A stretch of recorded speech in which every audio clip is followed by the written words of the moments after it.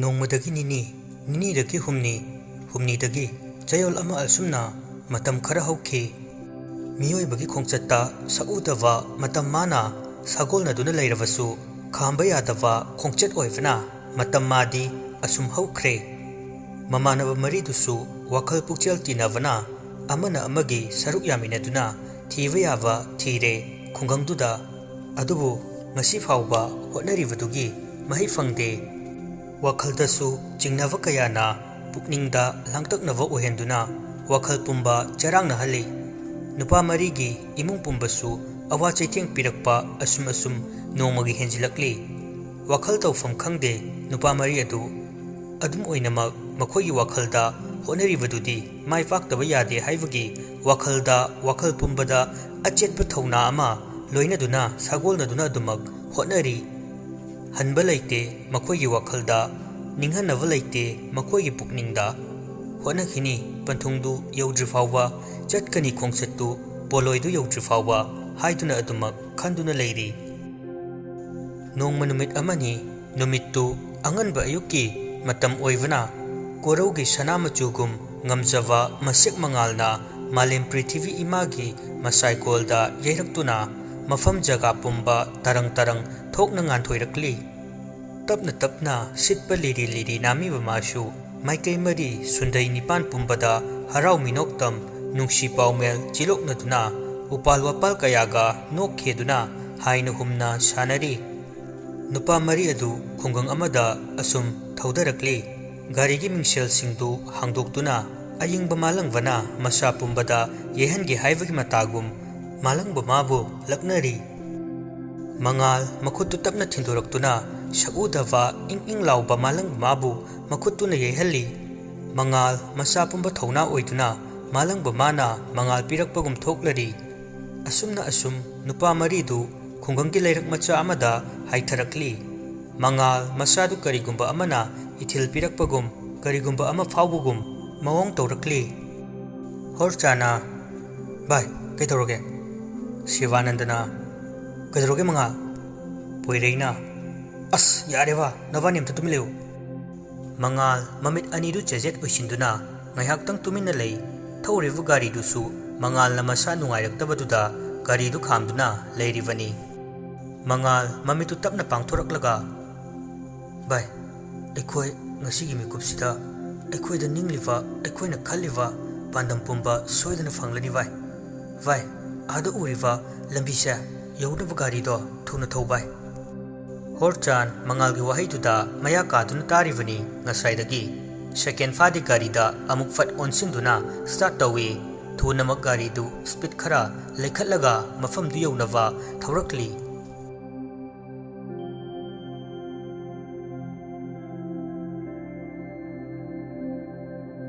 ꯁꯣꯝꯗꯅ local ꯑꯃꯗꯤ ꯂꯣꯏꯗꯥꯡ dining ꯆꯤꯌꯔ ꯑꯃꯃꯝꯗ ꯐꯝꯗꯨꯅ ꯋꯥꯔꯤ ꯇꯧꯗꯨꯅ ꯕ꯭ꯔꯦꯛꯐꯥꯁꯠꯀꯤ ꯁꯔꯨꯛ ꯑꯃ ꯑꯣꯏꯅ ꯋꯥꯔꯤ ꯁꯥꯅꯔꯝꯃꯤ꯫ ꯂꯣꯀꯦꯟ ꯗꯥꯏꯅꯤꯡ ꯇꯦꯕꯜ ꯑꯗꯨꯒꯤ ꯍꯦꯛ ꯃꯌꯥꯏꯗ ꯈꯤꯟꯗꯨꯅ ꯊꯝꯂꯤꯕ ꯐ꯭ꯔꯨꯠ ꯕꯥꯎꯜꯗꯒꯤ ꯕꯅꯥꯅꯥ ꯄꯤꯁ ꯑꯃ ꯁꯦꯠꯂꯒ ꯃꯀꯨꯗꯨ ꯈꯣꯛꯇꯣꯛꯂꯒ ꯆꯥꯅ ꯍꯥꯏꯔꯛꯏ꯫ "ꯈꯪꯗ꯭ꯔꯦꯅꯦ ꯑꯩꯈꯣꯏꯒꯤ ꯏꯕꯨꯡꯉꯣꯁꯦ, ꯅꯍꯥꯟ ꯅꯣꯡꯃꯁꯨ ꯃꯄꯥ ꯑꯩꯉꯣꯟꯗ ꯀꯔꯤꯅꯣ ꯒ꯭ꯌꯥꯟ ꯃꯦꯟ ꯇꯥꯗꯕ ꯋꯥꯍꯪ ꯀꯌꯥ ꯍꯪꯂꯝꯃꯤꯅꯦ꯫ ꯈꯪꯗ꯭ꯔꯦ ꯃꯣꯏ ꯕꯥ, ꯑꯩꯁꯨ ꯀꯔꯤ ꯍꯥꯏꯒꯗꯕꯅꯣ꯫ ꯏꯆꯥꯁꯦ ꯑꯁꯨꯝꯅ ꯍꯥꯟꯅ ꯇꯧꯔꯝꯕ ꯅꯠꯇꯦ꯫ ꯍꯣꯁꯇꯦꯜꯗ ꯍꯦꯛ ꯊꯝꯂꯨꯕꯗꯒꯤ ꯏꯆꯥꯒꯤ ꯍꯥꯟꯅꯒꯤ ꯋꯥꯈꯜ ꯃꯑꯣꯡ ꯃꯆꯦꯠ ꯑꯃꯠꯇ ꯌꯥꯎꯗ꯭ꯔꯦ." ꯂꯣꯏꯗꯥꯡ ꯑꯁꯤ ꯍꯥꯏꯗꯨꯅ ꯁꯨꯠ ꯀꯞꯂꯛꯏ꯫ ꯂꯣꯀꯦꯟ ꯂꯣꯏꯗꯥꯡꯗ ꯌꯦꯡꯂꯒ "ꯃꯃꯥ, ꯀꯔꯤꯅꯣ ꯅꯪꯅ ꯇꯧꯔꯤꯕꯗꯨꯅ?" ꯂꯣꯏꯗꯥꯡ ꯀꯞꯅ "ꯃꯃꯥ, ꯑꯩꯅ ꯊꯥꯕꯨꯝ 10 ꯆꯪꯅ ꯉꯁꯤꯒꯤ ꯇꯥꯏꯕꯪꯁꯤꯗ ꯏꯆꯥ ꯑꯣꯏꯅ ꯐꯪꯖꯈꯤꯕꯅꯦ꯫ ꯑꯗꯨꯒ ꯍꯦꯛ ꯄꯣꯛꯄꯗꯒꯤ ꯑꯋꯥꯕ ꯀꯔꯤꯅꯣ ꯃꯁꯛ ꯈꯪꯖꯔꯛꯇ꯭ꯔꯤꯕ ꯏꯆꯥꯒꯤ ꯃꯐꯝꯗ ꯑꯋꯥꯕ ꯀꯌꯥ ꯄꯤꯗꯨꯅ ꯏꯆꯥꯒꯤ ꯋꯥꯈꯜ ꯄꯨꯝꯕ ꯑꯐꯛ ꯑꯄꯥꯏ ꯆꯨꯍꯜꯂꯦ꯫ ꯑꯄꯣꯛꯄꯤ ꯃꯃꯥ ꯑꯩꯅ ꯌꯦꯡꯕ ꯉꯝꯗꯦꯅꯤ ꯃꯣꯏꯕꯥ꯫ ꯃꯁꯤꯗꯁꯨ ꯅꯠꯇꯅ ꯑꯩꯈꯣꯏꯗꯁꯨ ꯑꯩꯈꯣꯏꯅ ꯀꯔꯤ ꯂꯥꯜꯂꯨꯕꯒꯤꯅꯣ ꯑꯁꯨꯛ ꯇꯝꯊꯤꯕ ꯑꯩꯈꯣꯏꯒꯤ ꯄꯨꯟꯁꯤꯗ ꯑꯣꯠꯂꯤꯕ?" ꯂꯣꯀꯦꯟ ꯂꯐꯣꯏꯗꯨ ꯆꯥꯕ ꯂꯣꯏꯔꯗꯨꯅ ꯃꯀꯨꯗꯨ ꯃꯅꯥꯛꯇ ꯂꯩꯔꯤꯕ ꯗꯁꯕꯤꯟꯗꯨꯗ ꯍꯥꯞꯆꯤꯟꯈ꯭ꯔꯕ ꯃꯇꯨꯡꯗ ꯂꯣꯏꯗꯥꯡꯗ ꯑꯃꯨꯛ ꯑꯣꯟꯁꯤꯜꯂꯒ ꯍꯥꯏꯔꯛꯏ꯫ "ꯅꯍꯥꯟ ꯅꯪꯅ ꯏꯆꯥꯒꯤ ꯀꯔꯤꯅꯣ ꯌꯦꯡꯅꯤ ꯍꯥꯏꯕꯗꯨꯅ ꯀꯝꯗꯧꯔꯕ ꯑꯗꯨꯅ ꯌꯦꯡꯉꯦ ꯑꯃꯥꯏꯕꯅꯗꯤ ꯀꯩꯁꯨ ꯊꯣꯏꯗꯣꯛꯄ ꯂꯩꯇꯦ ꯑꯗꯨꯕꯨ ꯏꯆꯥꯒꯤ ꯃꯁꯥꯗ ꯀꯔꯤꯒꯨꯝꯕ ꯊꯋꯥꯏ ꯑꯃꯅ ꯀꯣꯏꯁꯦꯟ ꯁꯦꯟꯅꯔꯒ ꯂꯩ ꯍꯥꯏꯌꯦ ꯑꯃꯥꯏꯕꯗꯨꯅꯗꯤ ꯊꯋꯥꯏꯗꯨꯕꯨ ꯂꯩꯇꯥꯏꯅꯕ ꯉꯝꯃꯣꯏꯅ ꯍꯥꯏꯔꯛꯑꯦ ꯂꯣꯀꯦꯟ ꯁꯣꯔ ꯑꯁꯥꯡꯕ ꯑꯃ ꯍꯣꯟꯗꯣꯛꯂꯒ ꯃꯈꯨꯠ ꯑꯅꯤꯗꯨ ꯀꯥꯔꯟꯖꯜꯂꯒ ꯍꯥꯏꯐꯦꯠ ꯁꯦꯀꯦꯟ ꯑꯃ ꯑꯅꯤꯗꯪ ꯇꯨꯃꯤꯟꯅ ꯂꯩ ꯉꯥꯏꯍꯥꯛ ꯇꯨꯃꯤꯟꯅ ꯂꯩꯔꯕ ꯃꯇꯨꯡꯗ ꯂꯣꯏꯗꯥꯡꯗ ꯑꯣꯟꯁꯤꯜꯂꯒ ꯑꯃꯨꯛ ꯍꯥꯏꯔꯛꯏ ꯁꯦ ꯃꯃꯥ ꯀꯔꯤꯁꯨ ꯈꯜꯂꯨꯔꯅꯨ ꯋꯥꯈꯜ ꯂꯧꯁꯤꯡ ꯆꯥꯎꯕ ꯏꯆꯥꯅꯤ ꯇꯔꯥꯏ ꯇꯔꯥꯏꯕ ꯏꯆꯥ ꯅꯠꯇꯦꯅꯦ ꯃꯥꯒꯤꯁꯨ ꯃꯥꯅ ꯈꯟꯕ ꯃꯥꯅ ꯅꯤꯡꯕ ꯑꯃ ꯁꯣꯏꯗꯅ ꯂꯩꯔꯝꯒꯅꯤ ꯑꯗꯨꯅꯅꯦ ꯑꯩꯈꯣꯏꯅ ꯃꯥꯕꯨ ꯍꯥꯟꯅꯒ ꯃꯥꯟꯅꯗꯕ ꯃꯑꯣꯡ ꯎꯔꯤꯕꯁꯦ ꯍꯩꯁꯤꯡꯂꯕ ꯁ꯭ꯀꯣꯂꯔ ꯀꯌꯥꯅ ꯍꯥꯏꯔꯝꯕ ꯋꯥ ꯑꯃꯁꯨ ꯂꯩꯕꯅꯤ ꯃꯌꯥꯝꯒ ꯃꯥꯟꯅꯗꯦ ꯍꯥꯏꯅ ꯈꯜꯂꯤꯕ ꯃꯥꯒꯤ ꯋꯥꯈꯜꯗꯨꯗ ꯃꯥꯟꯅꯗꯕꯒꯤ ꯍꯧꯅꯕꯤ ꯇꯣꯞ ꯇꯣꯞꯄ ꯃꯒꯨꯟ ꯑꯃꯁꯨ ꯌꯥꯎꯏ ꯍꯥꯏꯅꯔꯤꯕꯅꯤ ꯑꯗꯨꯅ ꯀꯔꯤꯁꯨ ꯋꯥꯒꯅꯨ ꯑꯗꯣ ꯐꯔꯦ ꯁꯤꯅ ꯁꯤ ꯑꯣꯏꯔꯦ ꯑꯩꯁꯨ ꯊꯕꯛ ꯆꯠꯀꯗꯕ ꯂꯩ ꯑꯩꯒꯤ ꯀꯣꯐꯤ ꯑꯃꯇ ꯁꯦꯝꯂꯛꯎꯗꯅ ꯂꯣꯏꯗꯥꯡ ꯍꯣꯏ ꯍꯥꯏꯅ ꯐꯨꯛ ꯍꯧꯒꯠꯇꯨꯅ ꯏꯟꯗꯤꯀꯦꯇꯔ ꯂꯩꯔꯤꯕ ꯑꯗꯣꯝꯗ ꯐꯠ ꯆꯪꯗꯨꯅ ꯀꯞꯕꯣꯔꯗꯇꯒꯤ ꯀꯣꯐꯤ ꯃꯛ ꯑꯃ ꯂꯧꯊꯣꯛꯇꯨꯅ ꯀꯣꯐꯤ ꯃꯦꯀꯔ ꯂꯩꯔꯤꯕ ꯑꯗꯣꯝꯗ ꯑꯃꯨꯛ ꯆꯪꯗꯨꯅ ꯑꯃꯨꯛ ꯀꯣꯐꯤꯗꯨ ꯁꯦꯝꯗꯨꯅ ꯃꯄꯨꯔꯣꯏꯕ ꯂꯣꯀꯦꯟꯗ ꯄꯤꯔꯤ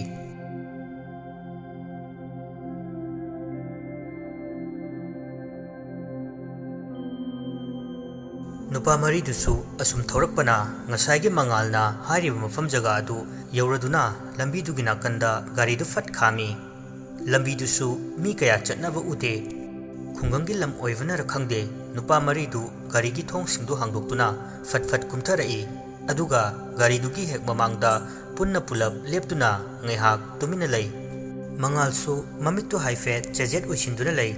तसेंग तसेंग तंगाल तंगाल मंगालगी ममित अनीदा मंगलान की थौदोक सिंधु फजना उररे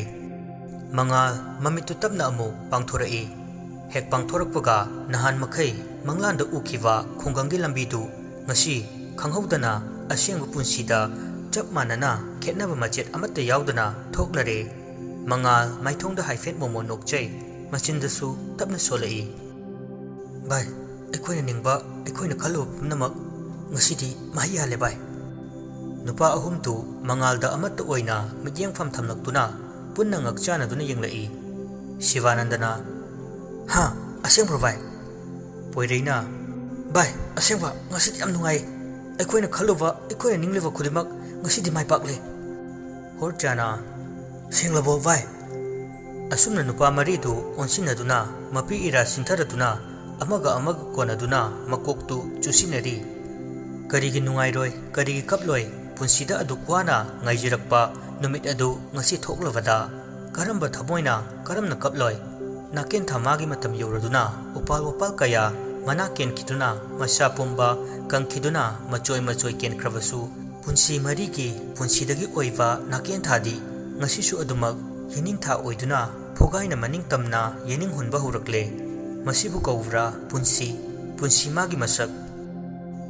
असुमना अमुक नुपा मरीदु मफमदुदगी युम ताबा मफम कोइचंग चंगदुना कोइथि थिरी नुपा मरीदुसु असुम थिरकपदा युम अमत उरक्त्रबदुदा मिपाइवा हुरई होरचाना करिनोने युम गमता ताद्रब चालो असुमना नुपा मरीदु मथंग मथंग कोइचंग चंगदुना थिरबा मतुंदा अरोइव खुंदुगी खुंजिन ओइन तौवा जगा अमदा पिक्तकना मैते युमसागी मवंग अमदा लैवा अमा थेंगरखी नुपा मरीदु युमदु तमना प्रप प्रप चंगबा हुरई सुमांगदनी नुपा मरीदु लेपलग लैरिबदु होरचान मफमदुगी अकोइवदा कोयेंग येंगलदुना तुका थीरदुना हाइरई अस बाय मंगा मोय साइजिदी तिलाई खुंबिगा चुदो माले करिनो मफमसिबो असुक साथिना मोटपा मफमसिबु कनामतना सेंदोकपिद्रब जाला खंगदे शिवानंदना है मी मांडव सक कइनो नंग हांगिदुबो युम फावा सिखक्तनि लैरिसे कनाय मी लागा सेंदोरिनो मंगालना यारे तोबा नोइदु तानम चाद्रे अदुइ सरुक कौरगा कना लेगेदो अमते येंगो पोइरेना से आई कोगेसे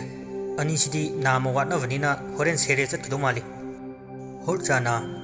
है मिनेम है पादी पोइरेना तुमिन लेवा सक्सिंगसिदिवा मंगालना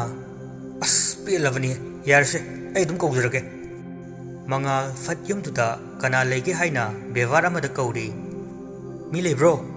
युमसिबु मी लेबिब्रो लेरदी अमता थोकपिरोबा Shivanandana kari kukauno tumit kangi taifta ngarang ngangidubu Horchana hai haipa kaising nangi haipa kusado mi icham chamna kaujari sida kari kukauno kauridubu bo nangdona nupi chopagi hunavi nong khakpagi kukaudo sida chatnadreko Shivanandana pakte laudrau visidi Mangal Horchana madi Shivanandada mamittu pairap yenglai nupa ani dusu mangal kimiyeng khangwaduna tumina laiki asumna yumduda kana leige haina kauraba matungda ahal oiraba nupa ama yumdudagi thoraktuna mangolda leblare isusa kana no nakhoibo amukta ukidriva oina tawida mangal momon tokjaraga hoido nasu aikoi ngasina ahanbane mafam sida laibase thajawagi wangmata asa leirudrava mafam sida asumna oirakani haina thajarudrava nasu singni ahal nupa adu mangal gi wahi singduda haifeting akchanai adubu wahi amata kangthoktana ahal adugi machindagi adumak tumina lei mangal na makhata rai ido gi nafumdagi nasuna pukchel sengna karigomba mata nijage idawna chingnadana nasuna hangjagadoriwa wasibu idawna khanglawadi mayek sengna mari makhong takpiyo masina nasu aikhogi kokthakta puduna lakliwa awawa polum singasa thangthava ngamle haina khanjagene ahal nupa adu mangal na hairakliwa wa singdu karino haiwa mayek sengna khangi kari haining livano haivadu mamuta na khanglawa ahanni ahal adu millo pirang ihawraklaga mangal de inglai mangal ahal aduna mapi sintharakliwa adu uraga mangal gi pukningda paukhung kaya jalakli mangal tapna mangolda kakhalaktuna ahal dugi makhong soktuna khuru khuduk kunduna kaptuna hairei ido takpiyo ido na chingnadana nasuda mafam asigi wari wa khongsing ado ahal nupa aduna mangalbu nungsina kongkhatpiduna hairei asuk koirava asuk sanglava haukiba matam kayada kananasu magi maramda kana matana thiduna mahana sikhiva asigi matangda langla langjin amatta thirakhiva kana amata laikide adubu asigi mikupsida nauhoknana mami samkraba saktam amabu nakhoina ngaside wahishi mapung phajangai ahal nupa adu mapi ira sintaraktuna hikna kablakli ahal aduna makha amuk tarai nakhoina mafam asida laklebasi saitakal mari leinana magi maramda thawaidugi maramda khangnaba laiba natra nupa maridu ahal aduna asumna hairakpa aduda haifet ngakchanuduna yengnarami punna nupa maridu amuk ahal adugi makhongdu soktuna pukchel sengna mahaktugi maramda takpiyu haina thamoi sengna nijari mahaktugi waridu asumna ngaihak wari watai tawraba matung mangal makhata aduna hairei hairibasibu ido ahal atu mangalda nungsini yenglaga tapna sonthangnana mani aina nakhoibu ahanbu ubu matamda koktagi ton fawba tu chungkhiba khanghaude haukraba mamangi thawdu kayagi waribu mitmangda sangsangna urakpagum thoklare asi haiduna ahal atu phamlambadagi phuk hogatuna imunglomda changki aduga amuk fat imunglomdagi tabli thoraktuna makhutna purakliwa photo adubu mangalda piduna yenghalli mangal photo adu uruvada masa pungangakre mangal tapna photo adu yenglaga karino masibu oithopu yagadra matau karamna mahaka aiga sak manaramliwa aduga nupisina kana ahal atuna tapna makhata rai ichasa photo adu da yauriwa nupa adu nahaka sak manava idawna nakhoida haikhiwa misaktuni mahakki maming nganba kawi aduga nakangi mahak kaminariwa nupi adu atai kana asunate ahal adu mangalda yengna mapi ira sintaraktuna sonthangnana tapna hairei mahak adu nakhoigi nafamda mahakki ningamdaba thawaiduna otlivi icha saklava ꯈꯨꯡꯒꯪ ꯑꯁꯤꯒꯤ ꯅꯧꯖꯔꯤꯕꯤ ꯏꯆꯥ ꯂꯩꯁꯅꯥꯅꯦ꯫ ꯃꯉꯥꯜ ꯇꯞꯅ ꯍꯥ ꯂꯩꯁꯅꯥ꯫ ꯃꯉꯥꯜ ꯑꯁꯤ ꯍꯥꯏꯔꯗꯨꯅ ꯑꯍꯜ ꯑꯗꯨꯗ ꯌꯦꯡꯂꯝꯕ ꯃꯃꯤꯠ ꯑꯗꯨ ꯐꯣꯇꯣꯗ ꯑꯃꯨꯛ ꯌꯦꯡꯂꯗꯨꯅ ꯇꯞꯅ ꯑꯃꯨꯛ ꯁꯣꯜꯂꯛꯏ꯫ ꯀꯔꯤ ꯃꯔꯝꯒꯤ ꯅꯍꯥꯛꯀꯤ ꯄꯦꯟꯗꯕ ꯀꯔꯤ ꯂꯩꯕꯅ ꯑꯩꯈꯣꯏꯒꯤ ꯏꯐꯝꯗ ꯅꯍꯥꯛꯅ ꯑꯣꯠꯂꯤꯕ? ꯃꯉꯥꯜ ꯅꯨꯡꯁꯤꯅ ꯅꯣꯛꯐꯦꯠ ꯇꯧꯅ ꯂꯩꯔꯤꯕ ꯉꯥꯟꯕ ꯑꯃꯗꯤ ꯂꯩꯁꯅꯥꯒꯤ ꯁꯛꯇꯝ ꯑꯣꯏꯔꯤꯕ ꯐꯣꯇꯣ ꯑꯗꯨ ꯌꯦꯡꯂꯒ ꯁꯣꯜꯂꯛꯄꯅꯤ꯫ ꯃꯉꯥꯜꯅ ꯃꯈꯥ ꯇꯥꯔꯛꯏ, ꯏꯙꯧ ꯈꯪꯍꯟꯕꯤꯌꯨ ꯅꯁꯨ ꯑꯩꯈꯣꯏꯗ ꯃꯈꯣꯏꯒꯤ ꯋꯥꯔꯤ ꯃꯇꯧ ꯀꯔꯝꯅ ꯃꯈꯣꯏ ꯑꯅꯤ ꯂꯩꯈꯤꯗꯕꯅꯣ? ꯅꯨꯄꯥ ꯑꯍꯨꯝꯗꯨ ꯇꯤꯡꯉꯛ ꯃꯉꯥꯜ ꯑꯃꯗꯤ ꯑꯍꯜ ꯑꯣꯏꯔꯕ ꯅꯨꯄꯥꯗꯨꯗ ꯇꯨꯃꯤꯟꯅ ꯌꯦꯡꯂꯒ ꯂꯩ꯫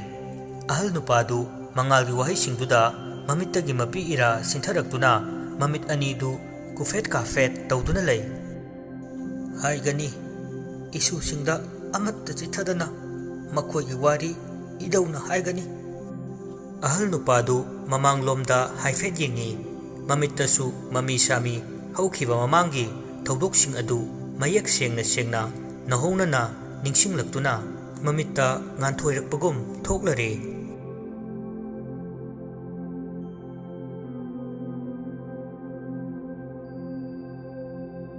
ꯏꯅꯧ ꯅꯧꯖꯕꯤ ꯇꯅꯧꯕꯤ ꯂꯩꯁꯛꯀꯤ ꯃꯁꯛꯅꯤ꯫ ꯃꯥꯂꯦꯝ ꯏꯃꯥꯒꯤ ꯃꯁꯥꯏꯀꯣꯜꯗ ꯄꯨꯛꯅꯤꯡ ꯍꯨꯅ ꯐꯖꯕꯤ ꯂꯩꯁꯛ ꯂꯩꯆꯨ ꯋꯥꯠꯇ꯭ꯔꯕꯤ ꯂꯩꯔꯥꯡꯒꯤ ꯃꯁꯛ ꯅꯠꯇꯦ ꯃꯍꯥꯛꯇꯤ꯫ ꯐꯖꯕ ꯑꯃꯒꯤ ꯃꯊꯛꯇ ꯐꯖꯕꯅ ꯊꯣꯏꯅ ꯍꯥꯞꯂꯤꯕ ꯇꯔꯪ ꯊꯣꯛꯂꯤꯕ ꯀꯣꯔꯧ ꯑꯃꯗꯤ ꯊꯥꯕꯜꯒꯤ ꯃꯁꯛꯁꯨ ꯅꯠꯇꯦ꯫ ꯅꯥꯀꯦꯟ ꯊꯥ ꯂꯣꯏꯈꯤꯗꯨꯅ ꯌꯦꯅꯤꯡꯊꯥꯅ ꯃꯍꯨꯠ ꯁꯤꯜꯂꯛꯄ ꯎꯄꯥꯜ ꯋꯥꯄꯥꯜ ꯀꯌꯥ ꯂꯦꯡꯂꯤ ꯄꯥꯜꯂꯤꯕ ꯄꯥꯝꯕꯤ ꯀꯌꯥꯅ ꯑꯅꯧꯕ ꯑꯁꯥꯒ ꯂꯣꯏꯅꯅ ꯌꯦꯅꯤꯡ ꯍꯨꯜꯂꯛꯇꯨꯅ ꯌꯦꯅꯤꯡꯊꯥꯒꯤ ꯃꯁꯛ ꯂꯧꯔꯤꯕ ꯊꯋꯥꯏ ꯄꯥꯟꯕ ꯀꯌꯥꯒꯤ ꯃꯐꯝꯗ ꯍꯔꯥꯎ ꯃꯤꯅꯣꯛ ꯇꯝꯖꯗꯨꯅ ꯊꯃꯣꯏ ꯀꯌꯥꯕꯨ ꯈꯨꯗꯨꯝ ꯆꯜꯂꯤꯕꯤ ꯌꯦꯅꯤꯡꯊꯥ ꯃꯍꯥꯛꯀꯤ ꯃꯁꯛꯁꯨ ꯅꯠꯇꯦ꯫ ꯃꯥꯅꯤ ꯃꯍꯥꯛꯇꯤ ꯊꯃꯣꯏꯒꯤ ꯀꯥꯆꯤꯟꯗ ꯑꯃꯛꯄ ꯃꯆꯦꯠ ꯑꯃꯠꯇ ꯂꯩꯇ ꯊꯃꯣꯏ ꯑꯃꯅ ꯃꯇꯝ ꯆꯨꯞꯄꯒꯤ ꯑꯣꯏꯅ ꯉꯥꯛꯂꯤꯕꯤ ꯊꯃꯣꯏ ꯑꯗꯨꯒꯤ ꯑꯁꯦꯡꯕ ꯂꯩꯔꯥꯡꯅꯤ ꯊꯃꯣꯏꯒꯤ ꯂꯩꯔꯥꯡ꯫ ꯂꯩꯁꯅꯥ ꯈꯨꯡꯒꯪꯒꯤ ꯃꯐꯝ ꯑꯃꯗ ꯃꯃꯥ ꯂꯨꯈ꯭ꯔꯥꯕꯤꯒ ꯅꯥꯏꯇꯣꯝ ꯄꯣꯛꯆꯕꯤ ꯃꯆꯥ ꯅꯤꯡꯉꯣꯜꯅꯤ꯫ ꯃꯍꯥꯛꯀꯤ ꯃꯁꯥꯗ ꯑꯋꯥꯠꯄ ꯑꯃꯠꯇ ꯂꯩꯇꯦ꯫ ꯁꯛꯇꯝꯗ ꯁꯕꯥꯟꯗ ꯁꯥꯖꯠꯇ ꯁꯃꯥꯖꯀꯤ ꯆꯠꯅꯕꯤ ꯊꯛ ꯈꯥ ꯕꯦꯕꯥꯔ ꯈꯪꯅ ꯆꯠꯄꯤ ꯅꯧꯖꯔꯤꯕꯤ ꯈꯨꯡꯒꯪꯒꯤ ꯅꯤꯡꯉꯣꯜꯅꯤ꯫ ꯏꯪ ꯇꯞꯄꯤ ꯋꯥ ꯊꯣꯏꯅ ꯉꯥꯡꯒꯟꯗꯕꯤ ꯃꯁꯥꯗ ꯋꯥ ꯀꯥ ꯑꯍꯦꯟꯕ ꯉꯥꯡꯕ ꯄꯥꯝꯗꯕꯤ ꯅꯨꯄꯤꯅꯤ꯫ ꯏꯕꯦꯝꯃ ꯇꯥꯕ꯭ꯔꯅꯦ ꯅꯪꯕꯣ? ꯏꯕꯦꯝꯃ! ꯍꯥꯎ ꯏꯃꯥ! ꯏꯃꯥꯅ ꯀꯧꯔꯤꯁꯤ ꯇꯥꯔꯗꯤ ꯅꯪ ꯁꯣꯝ ꯅꯥꯀꯟꯗ ꯑꯝꯇ ꯊꯣꯔꯛꯎꯅꯦꯍꯦ꯫ ꯏꯃꯥ ꯊꯕꯛ ꯊꯣꯛꯀꯗꯧꯔꯦ꯫ ꯅꯍꯥꯟ ꯅꯟꯗꯣꯝꯆꯥꯗꯒꯤ ꯄꯨꯕ ꯄꯩꯁꯥꯗꯣ ꯅꯪꯉꯣꯟꯗ ꯁꯤꯟꯅꯔꯝꯒꯦ ꯉꯁꯤ ꯄꯤꯔꯛꯑꯣꯅ ꯍꯥꯏꯕꯅꯦ꯫ ꯃꯦꯝꯃ ꯃꯥꯡꯒꯣꯜꯗ ꯂꯦꯞꯂꯒ ꯏꯃꯨꯡꯂꯣꯝꯗ ꯑꯣꯟꯁꯤꯟꯗꯨꯅ ꯃꯆꯥꯅꯨꯄꯤꯗ ꯍꯥꯏꯔꯛꯄꯅꯤ꯫ ꯍꯣꯏ ꯏꯃꯥ ꯑꯩ ꯄꯤꯒꯦ꯫ ꯏꯪ ꯇꯞꯅ ꯅꯣꯛꯐꯦꯠ ꯇꯧꯅ ꯏꯃꯨꯡꯗꯒꯤ ꯊꯣꯔꯛꯇꯨꯅ ꯊꯣꯡꯖꯤꯟ ꯃꯄꯥꯗ ꯂꯦꯞꯇꯨꯅ ꯂꯩꯁꯅꯥꯅ ꯍꯥꯏꯔꯛꯄꯅꯤ꯫ ꯃꯦꯝꯃ ꯃꯈꯥ ꯇꯥꯅ, ꯁꯦ ꯂꯧꯁꯤꯟꯍꯧꯔꯣ ꯄꯩꯁꯥꯁꯤ ꯂꯩꯔꯦ꯫ ꯑꯗꯣ ꯏꯃꯥ ꯍꯣꯔꯦꯟ ꯈꯔ ꯊꯦꯡꯂꯛꯄ ꯌꯥꯏ꯫ ꯉꯔꯥꯡ ꯊꯕꯛ ꯈꯔ ꯁꯨꯒꯗꯕ ꯂꯩꯍꯧꯕꯅꯤ ꯑꯗꯨꯅ ꯏꯃꯥꯒꯤ ꯆꯥꯛꯇꯤ ꯍꯥꯞꯄꯨꯔꯅꯨ꯫ ꯂꯩꯁꯅꯥ ꯇꯞꯅ ꯃꯃꯥꯒꯤ ꯅꯥꯛꯇ ꯆꯪꯂꯛꯂꯒ, ꯏꯃꯥ ꯀꯔꯤ ꯍꯥꯏꯒꯦ ꯏꯆꯥꯕꯨ? ꯂꯩꯁꯅꯥ ꯋꯥ ꯃꯆꯦꯠ ꯑꯃꯠꯇ ꯀꯥꯡꯊꯣꯛꯇꯅ ꯃꯈꯥꯗ ꯑꯗꯨꯃꯛ ꯇꯨꯛꯊꯗꯨꯅ ꯂꯩꯈꯤ꯫ ꯃꯦꯝꯃ ꯅꯣꯛꯐꯦꯠ ꯇꯧꯅ ꯃꯆꯥꯒꯤ ꯃꯇꯧꯗꯨ ꯎꯕꯗ ꯍꯥꯏꯔꯛꯏ, ꯀꯩ ꯍꯥꯏꯅꯤꯡꯒꯦ ꯏꯆꯥꯕꯣ? ꯂꯩꯁꯅꯥꯁꯨ ꯇꯞꯅ ꯅꯣꯟꯈꯠꯂꯛꯂꯒ, ꯏꯃꯥ ꯆꯥꯛꯇꯤ ꯑꯗꯨꯝ ꯏꯃꯥꯒ ꯄꯨꯟꯅ ꯆꯥꯃꯤꯟꯅꯗ꯭ꯔꯦ꯫ ꯃꯦꯝꯃ ꯍꯥꯏꯐꯦꯠ ꯅꯨꯡꯁꯤꯅ ꯅꯣꯛꯂꯒ ꯃꯆꯥꯒꯤ ꯃꯃꯥꯏꯗꯨ ꯅꯨꯡꯁꯤꯅ ꯅꯥꯜꯂꯒ, ꯀꯩꯒꯤꯅꯣ ꯏꯆꯥꯒꯤ ꯄꯨꯛꯅꯤꯡ ꯁꯣꯟꯊꯔꯤꯕ? ꯁꯦ ꯅꯨꯡꯗꯥꯡ ꯈꯨꯗꯤꯡꯒꯤ ꯏꯃꯥꯒ ꯆꯥꯃꯤꯟꯅꯔꯤꯗꯨꯗꯤ ꯊꯕꯛꯅ ꯌꯥꯗꯕꯒꯤ ꯇꯧꯕꯅꯦ꯫ ꯁꯤꯗꯒꯤꯗꯤ ꯏꯃꯥꯒ ꯄꯨꯟꯅ ꯑꯗꯨꯝ ꯆꯥꯃꯤꯟꯅꯔꯗꯧꯅꯤ ꯑꯌꯨꯛꯁꯨ ꯀꯣ꯫ ꯑꯗꯣ ꯏꯃꯥ ꯊꯦꯡꯈ꯭ꯔꯦ ꯊꯣꯛꯂꯒꯦ꯫ ꯑꯁꯨꯝꯅ ꯃꯦꯝꯃ ꯃꯆꯥꯗ ꯁꯦꯜꯗꯨ ꯄꯤꯔꯝꯂꯒ ꯌꯨꯝꯗꯨꯗꯒꯤ ꯊꯣꯛꯈ꯭ꯔꯦ꯫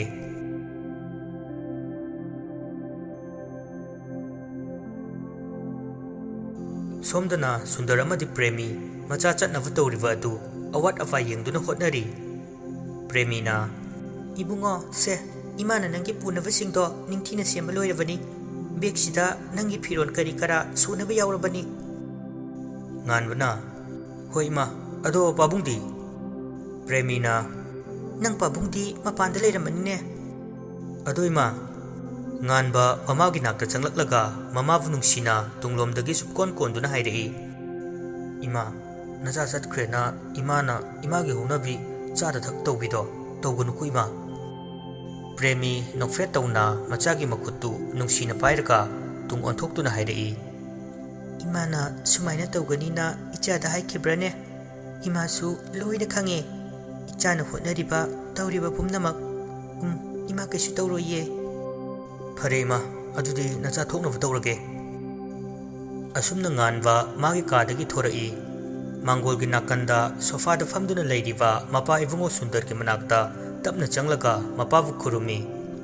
Babung nacha chacharukhige. Sundar machabu konkhatviduna famlambadagi thuk haugatuna hairei. Icha sidi Mangol oyo. Hoi pabung. Ipana haigadavudine thabak khudimak chap manava chang amada thamduna manaba manadava thida asengbu wakhal asaga loinana pangthokadavani. Ichana horen mafamdu yoragane pabungda khanghalau. Hoi pabung nacha khanghanjarake. Premina ado moi pabung ada ichana legadoribu mafamdubu. Haima aina nahana nangonda haikrabadudi. Hoi adubudi khangba aduda. Mama ichana chatlamdaisida wakhal nungairoidava wari tawgumsi. Mafamduda thoina fattaba mi kanamata leitavani. Nacha nupa matomta natene aada leirudoise makhura chawbuganine. Hoi adubudi chumba. Nganba nuklaka ima ngasaina tawroi hairaga se ai tomdasu nate aada leidoise aikhoi ankalgani mi ima. Adagi pabungnasu haisu haivani mafamduda fattaba misu ka hena leiramoina khali. Maramdi nahal uncle chawbunadi thoina sigumpa amata problem leitena haireidudi. Hoi ichana bu kaisu thoidokpa tawdragadi ima kaisu khandeda. Yare se ibungo irombada morok saina kapi namagi wasum ta leiragadi nang chatfam lakfam amta khanglaroi matam thingkinavani chalo chalo. Hoi pabung. Sundarna iye adu chatpadi kamdauwa pabungna mi tharaga thingesu yade. As pabunga kaidobai mi thadoido ikhong palisidi chatnaba. Aikhoisu mature oiru matamsida pabung hoi sumsena leradi kamai mi oini. Ai adum mathang adum tongrage pabung thabak yamnabani. Sundar sunoklaga yai ichagi wakhalsi yai. Hoi ipasu engineer gi famsi leiravanina yumda ngaihakta leiba sangde.